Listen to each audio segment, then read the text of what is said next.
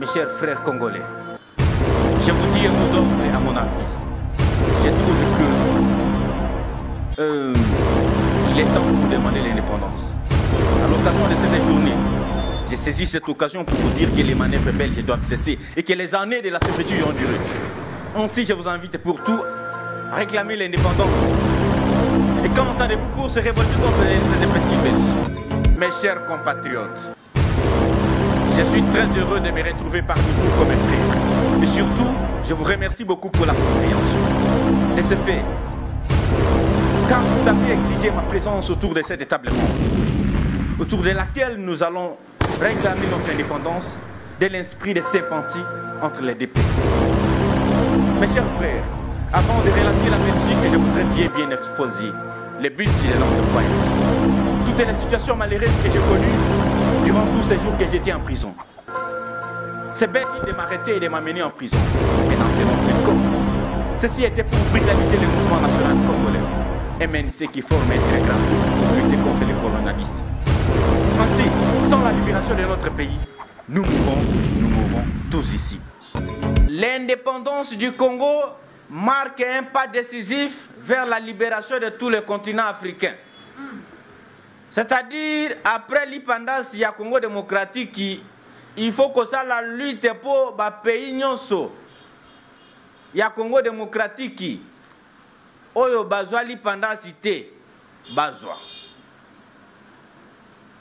Et bikolo nyonso ya Afrika oyo bazwa l'indépendance té bazwa.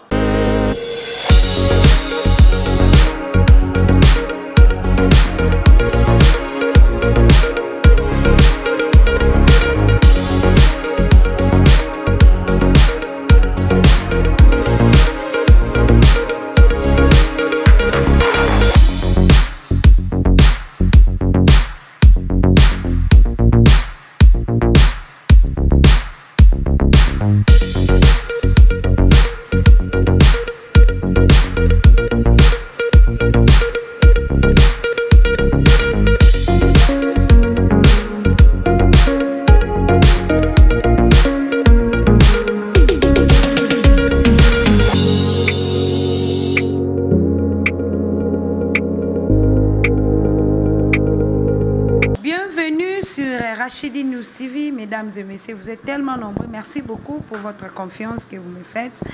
Merci pour votre fidélité, votre humble servante, Rachel Gikanji, la perle rare de la presse, la baleine de la presse congolaise. Un grand merci à tous nos abonnés, mais également à tous nos partenaires. Veuillez vous abonner une fois de plus sur notre chaîne Rachidi News TV. C'est une façon de nous aider, de nous soutenir. Une fois de plus, merci. Et bonjour à toi, un grand frère, un partenaire, là où vous êtes, Serge Koussanika depuis Bundes. Et une fois de plus, merci beaucoup à toi, un grand frère depuis Canada, Gastino Mangala. Là, je vous présente Nakatia Plateau Nanga, Nazanga Imokote. Je suis avec M. Cicéron Owamba. Et avec lui, nous voulons parler, nous voulons décortiquer un peu sur l'histoire de Lumumba, parce qu'il y a Azali Souzi, il y a Lumumba. Déjà, mon caméraman a kofongolé langai chant pour que je salue déjà mon invité du jour. Bonjour, monsieur Cicéron. Bonjour, madame la journaliste. Comment vous allez? Oui, je suis très bien portant par la bonté du Seigneur. Amen. Et voilà, je vous trouve bien coiffé. Vous êtes l'enfant de Lumumba ou bien comment? Bon, certains pouvaient dire ce qu'ils vont dire ou ce qu'ils pensent ou ce qu'ils voient en nous, mais je pourrais dire que je suis l'incarnation idéologique et physique de Patrice Emery Lumumba, nationaliste, engagé et consciencieux. C'est ça. Voilà. Pour une meilleure compréhension, nous voulons un peu parler dans notre langue. Tout le monde pour que Baimbo Katana fait un fond qu'on n'a pas comprendre ce qu'ils nous sont en train de parler. Et voilà, comment est-ce que vous avez l'idée de se faire incarner? Et là, on y a tinda yo ya kozala incarnation ya Lumumba, Patrice Emery Lumumba. Ok, merci mingi. Ndengo tuninga mutuna wana. Bandeko nangai ya Congo démocratique. avant to banda émission oyo na koloba boye toloba bosolo soko tolobi tokokufa soko pe tolobi te tokokufa kaka malamu toloba mpo biso nyonso tokokufa. Ainsi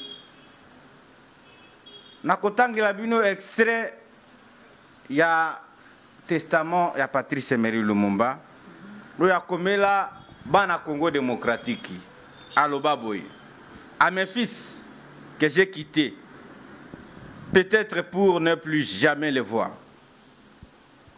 je veux qu'on dise que l'avenir du Congo est beau et qu'il attend d'eux et de tous les Congolais la réalisation de la tâche sacrée de reconstruire notre indépendance et notre souveraineté. Parce que sans dignité, il n'y a pas de liberté. Sans justice, il n'y a pas de dignité. Et sans indépendance, il n'y a pas d'homme libre. La Lingina Lobaete,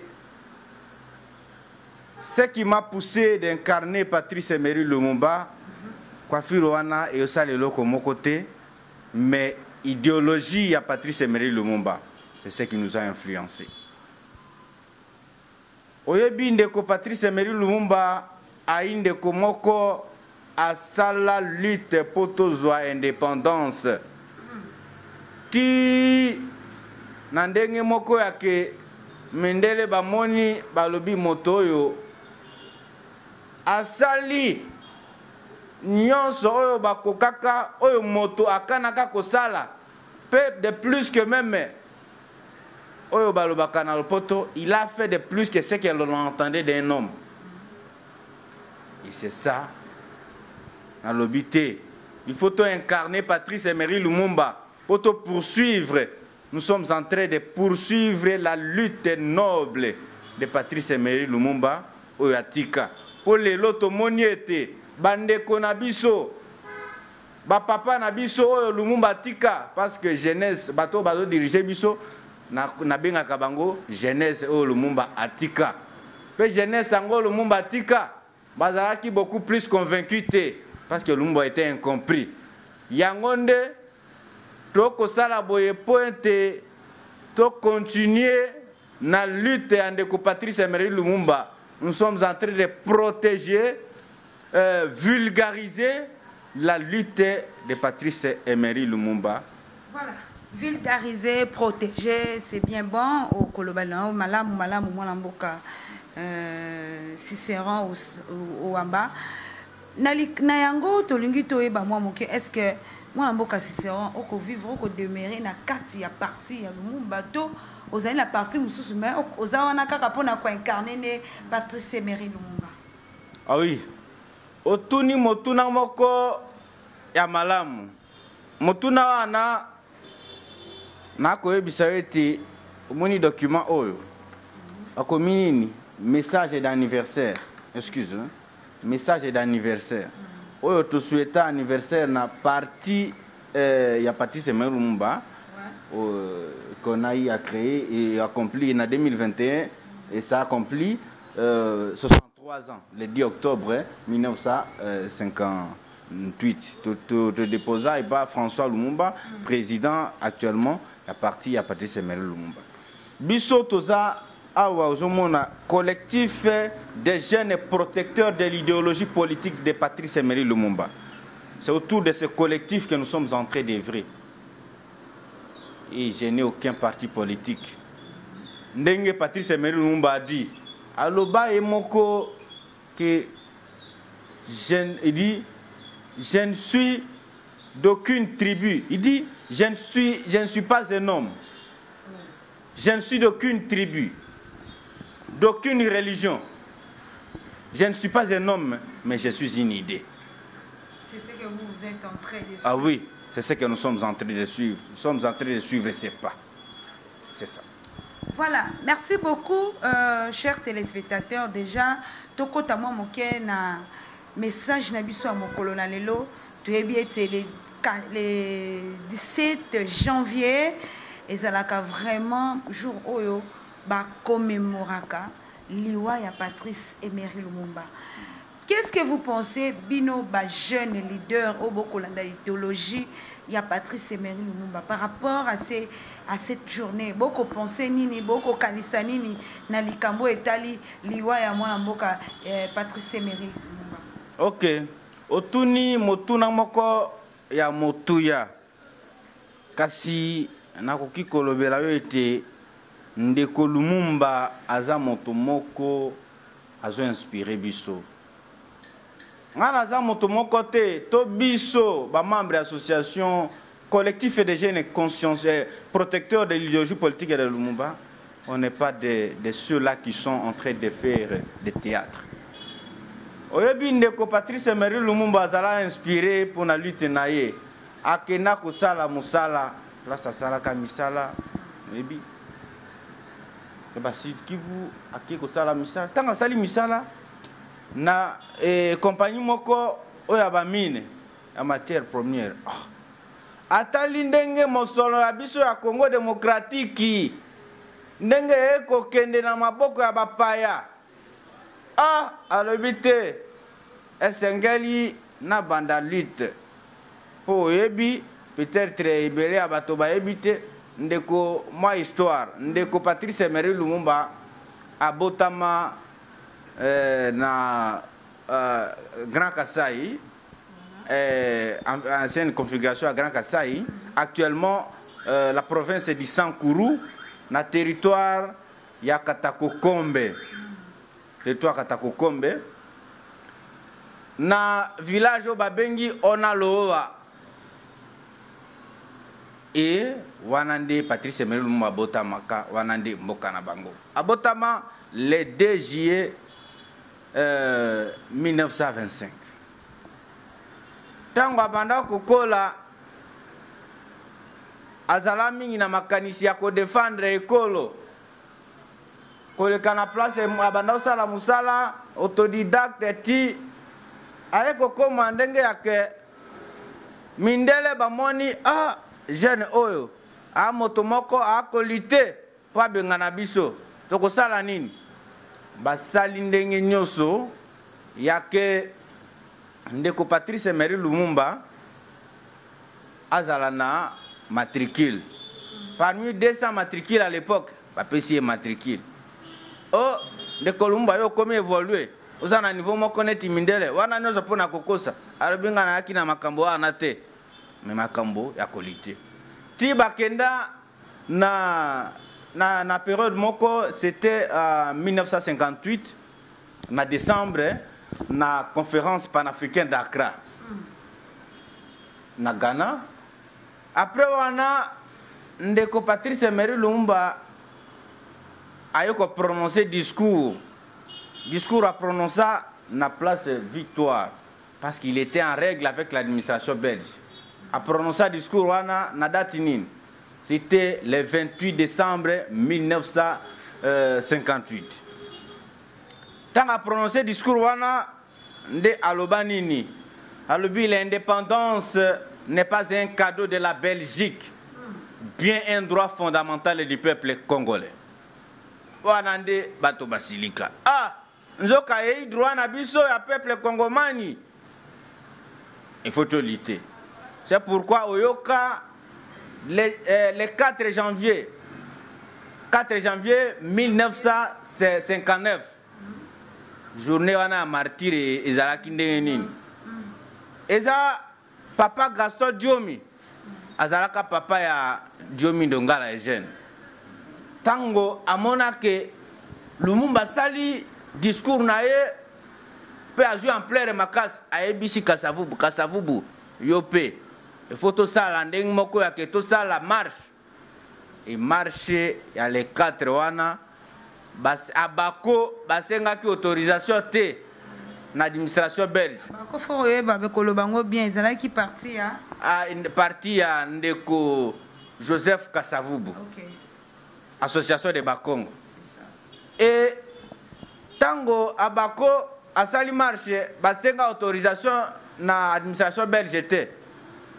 Même Lumumba, comme il est nationaliste, il est légaliste par excellence, azalaka en règle na administration belge yangondi a prononcé discours na Victoire, place Victoire. et ils ont réprimé pe bato ebele bakufa les 4 wana au bapé sa journée des martyrs. Ouais, les martyrs de l'indépendance. Et c'est ça nde oyoka origine ya journée wana. Sikoyo tokokoba ndenge yake il faut tozwa lipandasi ndeko Patrice Emery Lumumba na bandeko na nyonso balwinte faut tozwa indépendance na biso. Parce que conférence au basala kuna na Accra et yuko fungola bato misusu bongo yango ne ya lobate na kopesa peuple na nga rapport nyonso ya oyo toloba kuna apesi rapport 1959. Ah ok. Siko ndeko Patrice Emery Lumumba lobi il faut to ça la lutte. Oyebi ete tango bayoka ndeko Patrice Emery Lumumba bengi bandeko na ye aloba nini? Mes chers frères congolais, je vous dis un mot d'ordre à mon avis. Je trouve que il est temps pour demander l'indépendance.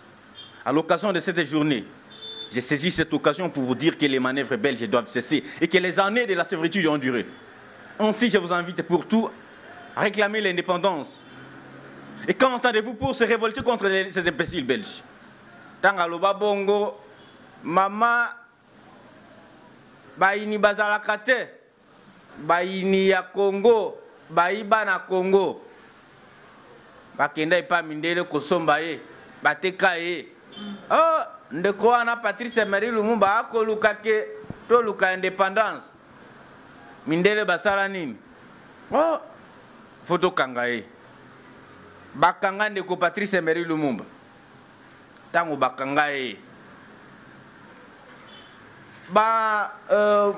Moïse Kapenda Tchombe, Albert Kalonji, Joseph Iléo, Antoine Gizenga, à l'époque, Justin Marie Bomboko, wana nyonso, basenga balobi, il faut Lumumba abima.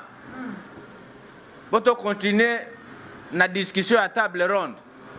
Neti ndeko Kasavu baloba nini na lopoto.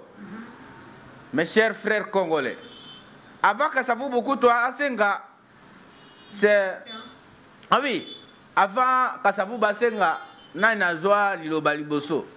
Ezalaka Albert Kalonji alobi, mes chers frères congolais, je vous dis un mot d'ordre à mon avis. Je trouve qu'il est difficile et inutile de commencer le débat à l'insu de notre confrère Patrice Emery Lumumba. Celui-ci se trouve en prison, ses mains liées et ses habits déchirés. C'est regrettable de voir que ces Belges avec qui nous avons signé un pacte d'attente nous maltraitent jusqu'à nos jours. Sans la libération de M. Patrice Emery Lumumba, nous mourrons tous ici. Tanga loba bongo, nana yakozwa liloba lisusu, ndeko Joseph Kasavubu.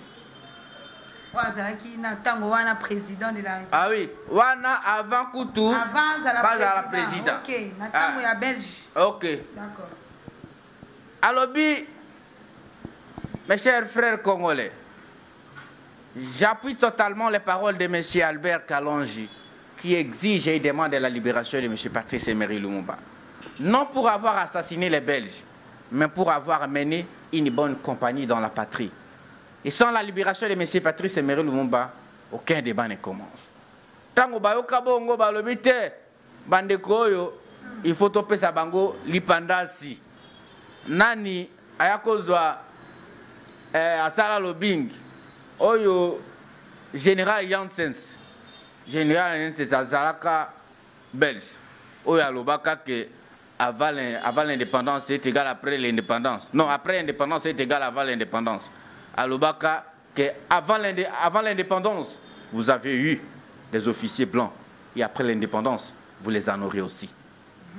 Yende ayaki osala lobing oyasala alobaka nini. Alobi, mes chers frères, je suis le seul responsable. Il dit, Patrice Emery Lumumba a été arrêté pour des raisons d'ordre politique. Moi-même, je suis le seul responsable. Je suis capable de l'exécuter, soit le libérer de la prison. Et comme vous voulez que les choses aillent d'avance, alors, je vous les libère pour que les choses avancent. Wananan, Général Janssens. Bapé si autorisation, Babi Misandeko Patrice Emery Lumumba. C'est pourquoi Basala va lobbying, Bakenda, allez batindi oyebi na période yango wana Lumumba azalaka wapi na prison nini bakanga ye na Belgique baye kotia ye awa na Katanga na prison ya Buloa entre Likasi na Lubumbashi. À l'époque, c'était une prison la plus dangereuse qui n'avait pas de relation avec le monde. Donc batia yoana bandeko na ye balobi il faut abima yango babimisa ndeko Patrice Emery Lumumba pour assister na table ronde. Maman tango akoma na table ronde aloba na bandeko na ye bakongomani que mes chers compatriotes, je suis très heureux de me retrouver parmi vous comme mes frères. Et surtout, je vous remercie beaucoup pour la compréhension de ce fait, car vous avez exigé ma présence autour de cette table ronde, autour de laquelle nous allons réclamer notre indépendance de l'esprit de sympathie entre les deux pays. Mes chers frères, avant de relater la Belgique, je voudrais bien exposer le but de notre voyage. Toutes les situations malheureuses que j'ai connues durant tous ces jours que j'étais en prison. C'est bête de m'arrêter et de m'amener en prison, mais n'en tenons plus compte. Ceci était pour brutaliser le mouvement national congolais, MNC qui forme un très grand groupe pour lutter contre les colonialistes. Ainsi, sans la libération de notre pays, nous mourrons tous ici. Bayoki balobi ndeko abimi na boloko mais azaka kanali tango akoko banango. Et c'est ça jusqu'à tel point que basali nyonso bapesa mboka na biso lipandasi yango nde toko poursuivre lite oyo ndeko Patrice Emery Lumumba azalaka nango. Faut batu bayeba esika Patrice Emery Lumumba le jour à Koufaki, c'était le 17 janvier 1960 ou bien 1959. Précision ici. Précision ici, ndeko journaliste ndeko mopanzi sango ya solo na koyebisa yo boy. Avant kutu tokoma na bokangami te na bokufi to na liwa ya ndeko Patrice Emery Lumumba, il fallait tozonga moke na l'histoire. Il fallait toyeba l'histoire ya mboka pour l'histoire echangeaka te. Ndeko Patrice Emery Lumumba tango bazwi lipandasi ale lite na ezalaka nini après indépendance ya Congo démocratique, il fallait nini aloba na discours na l'indépendance du Congo marque un pas décisif vers la libération de tout le continent africain. C'est-à-dire, après l'indépendance du Congo démocratique, il faut que ça la lutte pour le pays nyonso ya Congo démocratique. Oyo bazwa l'indépendance te bazwa. Et bikolo nyonso ya Afrika oyo bazwa l'indépendance te bazwa. Yangonde abana ko sala lutte. Oh, minele balobi biso toyokana pour na Congo démocratique et non pour na bamboka mususu. Allez, balobi oyo c'est un danger permanent. Baluki ndenge nyonso ya ke ba corrompre ye e kokokate. Sikoyo basengi moi nkokoso moko ezala entre ye na ndeko Joseph Kasavubu oyo azalaka président. Po il faut bato bayeba que tango bakenda na élection Patrice Emery Lumumba azalaka na majorité na parlement. Sikoyo azala alingaka azala kutu président mais alobi te nga lite nanga ezali mpona kozala mokonzi te na kokitata na se. C'est pourquoi il faut avoir l'humilité. Azali na se neti premier ministre pour asali nyonso alobi ba député na ye ba pona ndeko Kasavubu bazala président. Allez, moi nungu et il fallait baluka ndenge nyonso ya kokanga Lumumba. Mais bon, un premier ministre boko kanga ye bongo te. Allez, il fallait nani ndeko Joseph Kasavubu a révoqué. Oh, Kasavubu a dit Lilob. Sur base de l'article 22 de la loi fondamentale, je révoque Patrice Emery Lumumba. Ah, maman, Omoni Balobaka. Ezalaka kopwana parce que ndeko Kasavubu azalaka un wiviste. Alingaka kozala marionnette. Wana histoire ba chanja kangote. Alingaka kozala marionnette. Abanda kozala commandé par les Belges.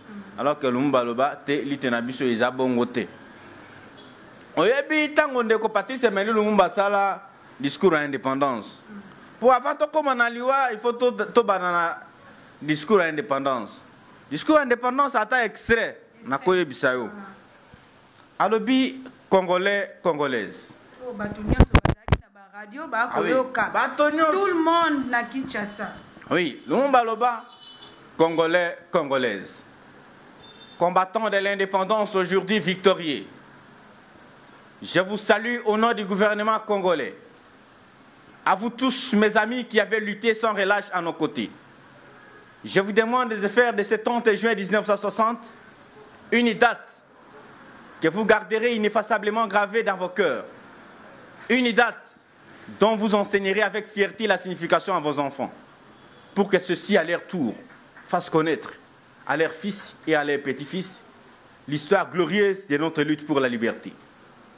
Car cette indépendance du Congo, si elle est proclamée aujourd'hui dans l'attente avec la Belgique, pays ami, avec qui nous traitons d'égal à égal, nul Congolais digne de son nom ne pourra jamais oublier cependant qu'elle sépare à la lutte qu'elle a été conquise.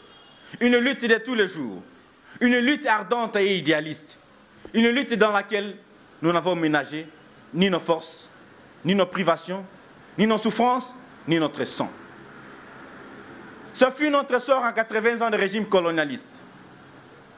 Nos blessures sont trop fraîches et trop douloureuses encore pour que nous puissions les chasser de notre mémoire. Wana na lobi kaka extrait. Oui, extrait kaka. Ok. Toke, toujours l'indépendance, il faut te diriger Mboka na biso. Il fallait battre 1960. Ok. Il fallait battre Bayeba. Après indépendance, Lumumba kanaka nini. Alobi après indépendance. Po bato bakanisaka. Oh Lumumba abengana mindele. Oh Lumumba sala indépendance.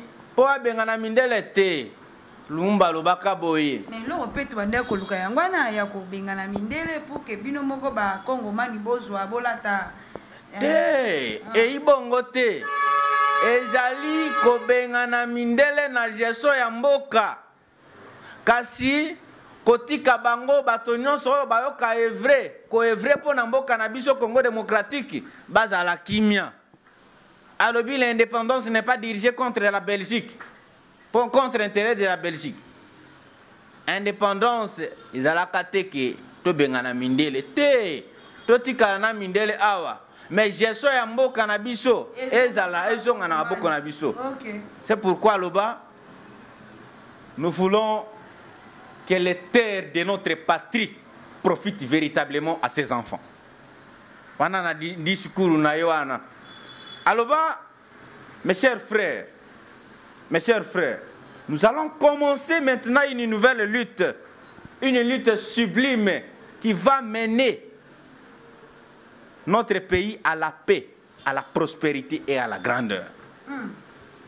Alors nous allons établir ensemble la justice sociale et assurer que chacun reçoive la juste rémunération que lui vaudra son travail et sa dignité humaine. Alors après l'indépendance, après l'indépendance Yabiso et Congo démocratique, nous allons montrer au monde ce que peut faire l'homme noir lorsqu'il travaille dans la liberté. Oyoka. Okoyoka makamboana. Alobi, nous allons veiller à ce que baloi mibeko oyo mindele batikela biso ya kala oyo ezalaka mabe to modifier, to réviser yango. Pototika o ezao respecter dignité humaine. Alors bas, nous allons mettre fin à l'oppression de la pensée libre et faire en sorte que tous les citoyens jouissent pleinement des libertés fondamentales prévues dans la Déclaration des droits de l'homme. Alors bas, nous allons faire régner non pas la paix des fusils et des baïonnettes, mais la paix des cœurs et des bonnes volontés. Vraiment. Tous en attente, ta et imoke, kasibilo kakoloba et inango et belé. Vraiment. Moi, je suis Lumumba. Excuse. Oh, loba qui pona liwa. Précisément, c'était à quelle année? Ok. Liwa nae ezalaka les premiers. Oh là là, excuse. Liwa nae ezalaka le 17 janvier. Na Mobunini. Na 1961. Lelo a kokisi combien d'années na kati ya se amabele? Boyebi ete ndeko Patrice Emery Lumumba tango akufa avant liwa na ye po bato ebele basalaka interprétation ya mabe. Avant tokoma na bane wana nakoyebisa yo bato balobaka misusu balobaka o bayebi l'histoire te. Lumumba akufela mwasi. Akufela mwasi, akufela kiteti, abandaki na ye eloko yango malamu, mais et si fallait pas que nango moi vite bongo yango monaki mindele pe basilika ki baye babomi ye. OK. Sonyo sona histoire to monaki ndengi Lumumba ko kende film yango yo yebi yango malamu. Na yebi. Ndenga ko kenda kati si mai babengi Lumumba bakangi mwasi na ye Lumumba zongi c'est à ce moment là nde bakangaki bakei na ye pe babomi. OK. Ezalaka ndenge nini? Lumumba tango alite alobi tozwa lipendansi ya biso bana Congo démocratique mindele balingaka te. Bamonaka moto moko bakoki ko corrompre te na mboka na biso. Sikoyo alobani. Ba créer des ordres wana ya kusala o ndeko Kasavubu asala ndenge yake atia ina alongola pete na ye révocation et baluki na époque wana Nkondo Etienne Tshisekedi o natosaka makasi natosaka mingi pe na benga kaye la cathédrale de la résistance pour l'état de droit wana de na benga Nkondo Etienne Tshisekedi de heureuse mémoire molimo na ye epema vraiment na place nyoso azali. Na époque wana azalaka directeur de cabinet na ministère ya justice. Ba Belge baloba nini? Baloba te Lumumba basali révocation, il fallait pas azala libre. Baloba nyonso batia ye na résidence surveillée.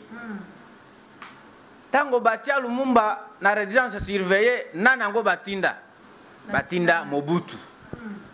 Mama tunani Batina Mobutu voilà. Tango Batina Mobutu allez Lumumba kamwe makasi po Mobutu azalaka secrétaire particulier à Lumumba. Lumumba salaka nyonso ke azala major oyo ako contrôler Congo na biso. Lumumba na matisa ye na bapete wana nyonso. Pe Lumumba yo komona na résidence surveillée Mobutu aye kotia ya en résidence surveillée akotiti na ndako. Lumumba lobite oyo ei Mobutu te atuna ye qui est derrière toi. Wana nde motuna tuna Mobutu. Mobutu alela ayanola na motu ya wana te na motuna wana te atalaka kaboye akomi ko bimisa maya miso puis joli na miso. Déjà que Biwa est collé là. Ouais, pour nani? Pour ayebi que Lumumba moni moko ke yo Mobutu oki jamais kusala makambo wana. Sikoyo tango azana na résidence surveillée, allez. Azaka na résidence surveillée, mwana naye ba ebisi mwana naye azobela. Nani mwana naye? Christine Lumumba ya mwasi. ba autorité congolaise balingi azala traité awate. Oh. Azala zo soin awate, soins médicaux. Mindele nani Monisco. Monique à l'époque basali batuni Lumumba, est-ce qu'il y a possibilité tous à mon anayo to que na pays étranger ba lubi bozoye et bazoye bakina na pays étranger pays nini zalaka na ville babengi Bâle wana na Suisse tango bakina na ye ba Monique maezate molimo na ye ezongi epa nkolo mwana na ye akufi Lumumba zaka na résidence surveillée puis alobi abando vraiment neti parent sous ses alaka mwana na ye akufi baye na ye awa na Kinshasa ebembe mwana ya Lumumba monaka yango te ti lelo toyeba place ezalaka te Lumumba lobi asengi bapesa ye place espace moko na cimetière ya Gombe oyo po akuna mwana na ye baboyi Lumumba komela noko na ye oyo azalaka na mboka na Wembonyama place ekomi sikoyo Lumumba ville Lumumba komela noko na ye alobi na lotinda bato po baya kukuna mwana kuna na mwasi na ngai mwasi ya Lumumba komo na ye mama Pauline Upango autotika biso kala mingi te mali histoire papa ya Lumumba komo na ye papa François Tolenga pe moboti na ye ya mwasi mama Julienne Amato Lomenja ale wana nde komba ba parana tikoyo Lumumba sali ndenge nyonso mwasi kokende mwasi na ye kokende po akende kuna mwana ke na aéroport bazongisi ye ale wana Lumumba ka résidence surveillée asali ndenge nyonso ya kokima place azalaka na résidence surveillée ba stress na ya mwana na awa résidence surveillée habité fallait kokima Lumumba sala ndenge nyonso ya kobima place azalaka na résidence surveillée na butu akima tanga aiko kende akoma kuna na lodi wana okomona mai ya Sankuru boy ayebisa mwasi na ye alobi tokende na bwato mwasi alobi na kokende na bwato te po na utobungisa mwana na ngai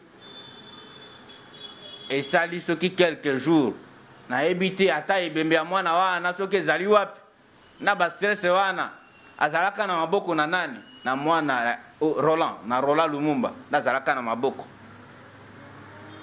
albina mwana oyo na lingite na kobungisa yo lisusu surtout na bwato oyo na zela bak po na butu wana bato bako sala na bake bazalaka te mikolo wana makambo ya ba telefone oyo ezalaka matata na ndenge ya kiyebisa bango na akoya kuna bobongama zalaka te angonde babando kende na bwato bazalati na ngambo bakenda ti bakomi na ngambo ale quelques minutes na butu na ba 4h vers 5h nani cortège bamoni cortège pam phare mwasi ya Lumumba azalaka kana ngambo wana akopema po azela tongo etana mpo aya kozwa bak na mwana na maboko tango mwana moni bazalaka neti mwana na zamba boye phare epeli ebi na butu mwana soka moni ka phare eloko moko ya mona kamingi te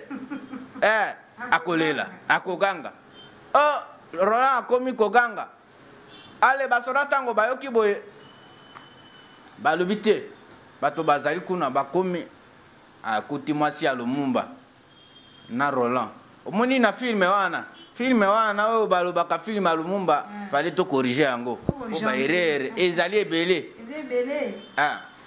ale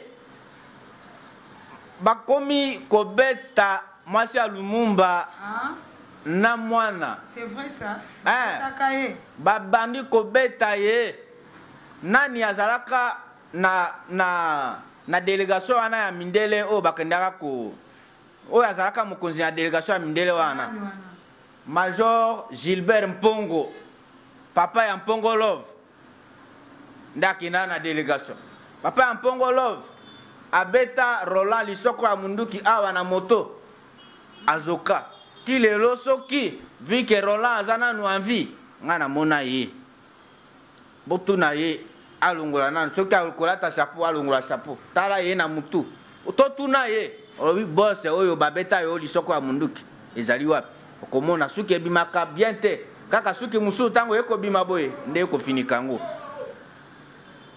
et ba pêcheur nana kindaka koyebisa Lumumba ke bakangi mwasi na yo na mwana bakobeta bango ba pêcheur balobi mbisi bakenda Lumumba bakangi mwasi na yo na mwana kuna bakobeta bango yango ne na akotuna moto nyonso ya bota bayebisi yo bongo yo neti parent okosala boni yo yebaki ke okokima bato wana donc ozongi na yo kaka na nko soki Lumumba azongaka te koya kosauve mwana na mwasi balinga babenga ye bolole para moko bolole bakobeta mwasi na mwana pe yo okokima pe na courage azala nango te jamais nakoki kondima makambo wana tango naza nanu envie atanga parce que azalaki têtu. Ah oui, le courage Nelson Mandela lobanini.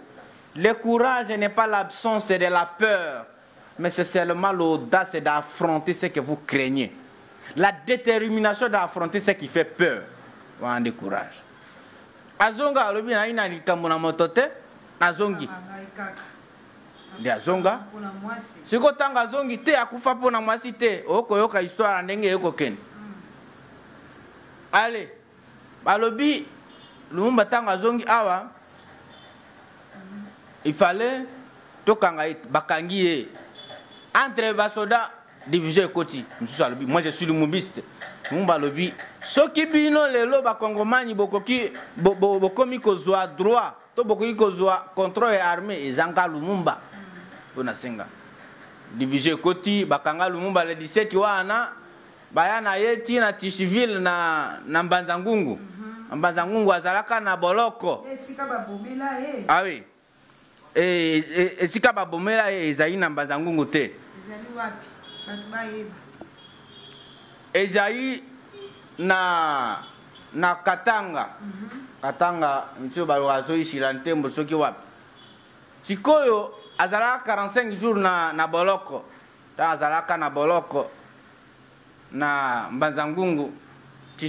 Roland Lumumba azali pe wana nde oyo nayebi sikoyo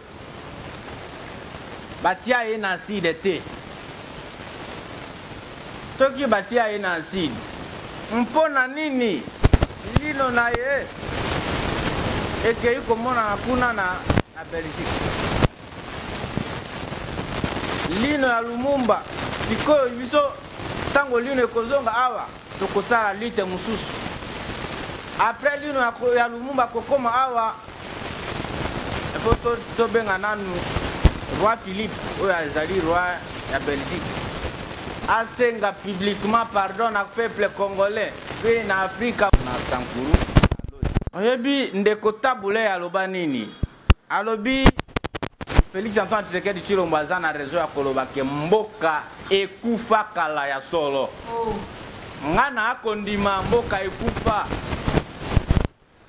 ezali neti Lazare oyebi Lazare akufa kasi Yesu ayaku kosekisa ye sikoyo ndenge tokosala mikolo eza mpona kosekisa mboka Congo démocratique soko olandi ata ndeko tabule aloba nini alobi mokolo tosepelaki na bombengo ya mboka Congo ekoki tofungwami miso lelo tomoni bozoba nyonso tosali oyoki alobi mpo ya kobongisa Congo avenir ebongi tosala moto nyonso ata mwana Congo ya mosolo mpembe ya nzoko Congo ya bwanya nkasa ya mbila Congo ya makasi moto ya nkoi yango nenga na koloba lelo le Congo mélancolique, les Congo des alcooliques, alors que son sous-sol est atomique. Pour appuyer l'argument du président de la République, son Excellence Félix Antoine Tshisekedi Tshilombo, il y a Solombo Kaikufa. Ce qui va silika wana eza agitation ya pamba.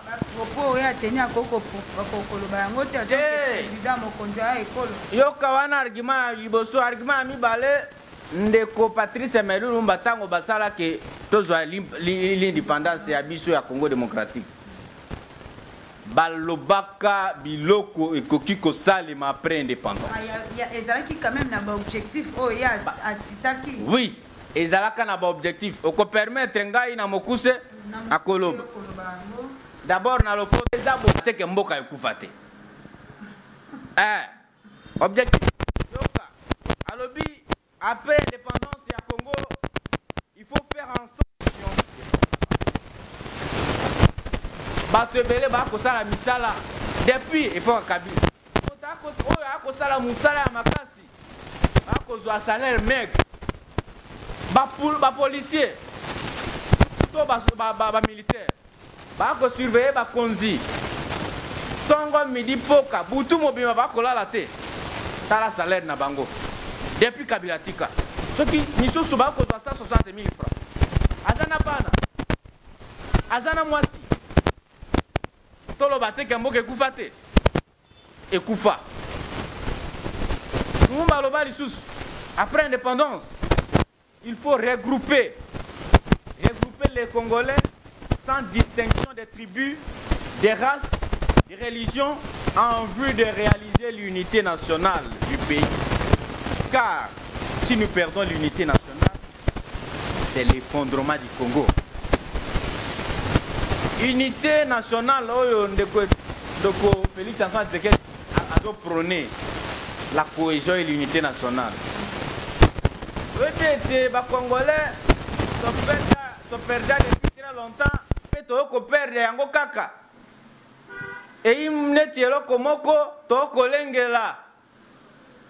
Kasi iza penza mingite. Soko komi oh mboka oyo Congo démocratique na tambola moke na koma na bandundu na Kasongolunda popo kabaka kaemba tembo. Soko ke koto Équateur oh bakoye bisayo biso atoza bangbaka okomi na inongo kuna na bandundu ancienne configuration okomi na Loja to na Mbujimai partout na Congo démocratique na Goma na Silantembo o bato bakolanda ngai bayebi ete moto soki ai moto a ekolo kingani akomi DG yeba ke soki 20 personnes 15 ekozala bato ya mboka na ye tribalisme est-ce que wani unité nationale ezali te yango nde akoloba mboka ekufa nous voulons redorer voilà bandeko nyonso ya Congo démocratique oyo bakolanda ngai peuple congolais de toutes les provinces du pays et de la diaspora na koyebisa bino boye surtout bajeune mboka oyo eya biso nyonso moto nyonso il faut se mettre pour défendre ekolo moto nyonso ata mwana Congo oyo eza biso nyonso moto moko te soki azwi bokonzi oh akomoloba yende akomisi mboka oyo neti roi neti royaume oh ye aza roi te mboka oyo eza biso nyonso tosala en sorte que valeur nango emata valeur ekomata soki ngana yo tozo respecter mibeko ce qui fait la force du peuple français aujourd'hui vis-à-vis de leur démocratie ce n'est pas les textes ni moins encore des discours mais la volonté du peuple français la conscience du peuple français vis-à-vis de leurs textes vis-à-vis ya mibeko oyo bako koma mboka na biso to kozanga mibeko te tozana mibeko ebele kasi volonté ya kotosango eite ozoyoka chaque jour oh ba détourner autant ba détourner ba millions biso to koyo kaka na matoi kasi nazana de konanga mususu na Kasongolunda akozanga mai ya komera ya 100 francs na Popo Kabaka akozanga mai. Peuple congolais to fungola miso to tala ici kamboka na biso eko kende tozane loko moko te oeza o que un bien commun pour léguer à nos enfants, le seul bien commun o tokoki ko tikela bana na biso ezali mboka na biso, notre pays, notre maison commune, les Congo démocratique. Soki au défendre yango te, moto moko te ako défendre yango. Soki tolobi tokokufa. Pe soki tolobi te tokokufa kaka. Malamu toloba pour biso nyonso tokokufa. Votre numéro de contact, moi la mboka. Numéro nanga eza plus 243 82 10 598. Plus 243 82 10 598. Voilà, en tout cas, nous sommes arrivés à la fin de notre émission, mesdames et messieurs, vous étiez nombreux. Merci pour votre confiance au Botala Kibiso Tozaki Wana Namolambo Kassiseron. Oh, Azali vraiment moto a incarné Patrice Emery Lumumba Tosaki Naye Namokolona Lelo Boki ba histoire lolenge nini mwana mboka Patrice bato ebele bazalaka mwa ba confusion na lolenge ya histoire ya Patrice Emery Lumumba ndenge nini ya kufelaka ndenge nini ezalelaki. Vous êtes nombreux en train de nous suivre, merci beaucoup. Abonnez-vous massivement sur notre chaîne de référence Rachidi News TV. Pour aujourd'hui, je vous dis au revoir, bye.